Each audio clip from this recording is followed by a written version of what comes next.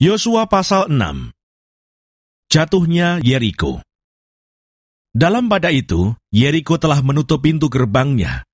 Telah tertutup kota itu karena orang Israel, tidak ada orang keluar atau masuk. Berfirmanlah Tuhan kepada Yosua, "Ketahuilah, aku serahkan ke tanganmu Yeriko ini beserta rajanya dan pahlawan-pahlawannya yang gagah perkasa. Haruslah kamu mengelilingi kota itu. Yakni semua prajurit harus mengedari kota itu sekali saja. Demikianlah harus engkau perbuat 6 hari lamanya. Dan 7 orang imam harus membawa 7 sangkakala tanduk domba di depan tabut. Tetapi pada hari yang ke-7, 7 kali kamu harus mengelilingi kota itu, sedang para imam meniup sangkakala. Apabila sangkakala tanduk domba itu panjang bunyinya, dan kamu mendengar bunyi sangkakala itu, maka haruslah seluruh bangsa bersorak dengan sorak yang nyaring, maka tembok kota itu akan runtuh. Lalu bangsa itu harus memanjatnya, masing-masing langsung ke depan. Kemudian Yosua bin Nun memanggil para imam dan berkata kepada mereka, "Angkatlah tabut perjanjian itu, dan 7 orang imam harus membawa 7 sangkakala tanduk domba di depan tabut Tuhan." Dan kepada bangsa itu dikatakannya, "Majulah, kelilingilah kota itu, dan orang-orang bersenjata harus berjalan di depan tabut Tuhan." Segera sesudah Yosua berkata kepada bangsa itu, maka berjalanlah maju ke-7 orang imam yang membawa ke-7 sangkakala tanduk domba itu di hadapan Tuhan. Lalu mereka meniup sangkakala, sedang tabut perjanjian Tuhan mengikut mereka.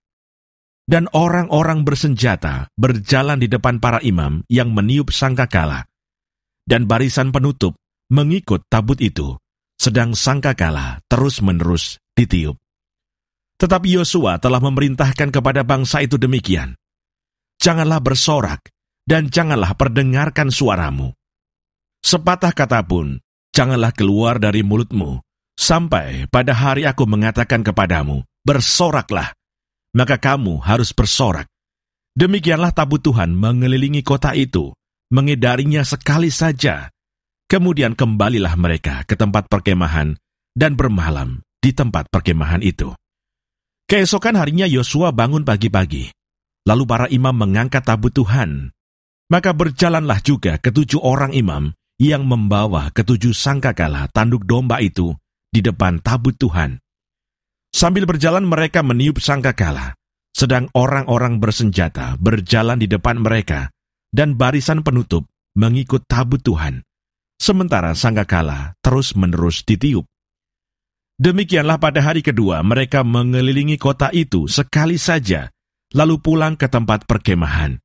Dan begitulah dilakukan mereka 6 hari lamanya. Tetapi pada hari yang ke-7 mereka bangun pagi-pagi, ketika fajar menyingsing, dan mengelilingi kota 7 kali dengan cara yang sama. Hanya pada hari itu mereka mengelilingi kota itu 7 kali. Lalu pada ke-7 kalinya, ketika para imam meniup sangkakala, berkatalah Yosua kepada bangsa itu, "Bersoraklah, sebab Tuhan telah menyerahkan kota ini kepadamu. Dan kota itu dengan segala isinya akan dikhususkan bagi Tuhan untuk dimusnahkan. Hanya Rahab, perempuan sundal itu, akan tetap hidup, ia dengan semua orang yang bersama-sama dengan dia dalam rumah itu, karena ia telah menyembunyikan orang suruhan yang kita suruh. Tetapi kamu ini, jagalah dirimu terhadap barang-barang yang dikhususkan untuk dimusnahkan, supaya jangan kamu mengambil sesuatu dari barang-barang yang dikhususkan itu, setelah mengkhususkannya, dan dengan demikian membawa kemusnahan atas perkemahan orang Israel dan mencelakakannya.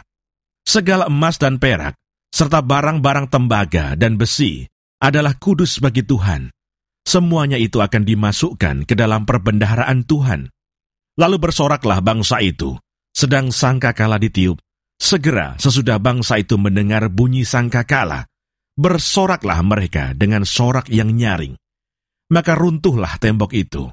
Lalu mereka memanjat masuk ke dalam kota, masing-masing langsung ke depan dan merebut kota itu.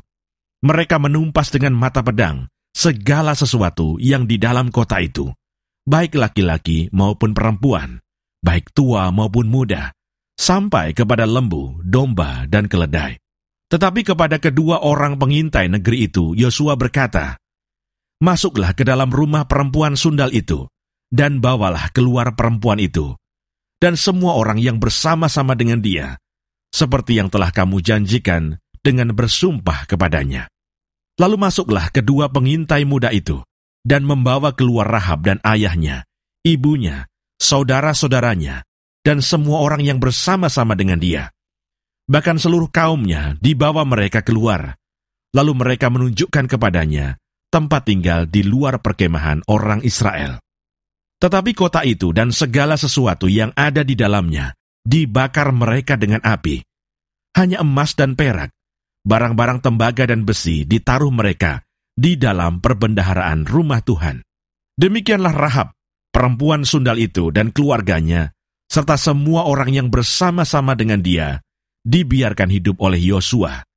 Maka diamlah perempuan itu di tengah-tengah orang Israel sampai sekarang, karena ia telah menyembunyikan orang suruhan yang disuruh Yosua mengintai Yeriko.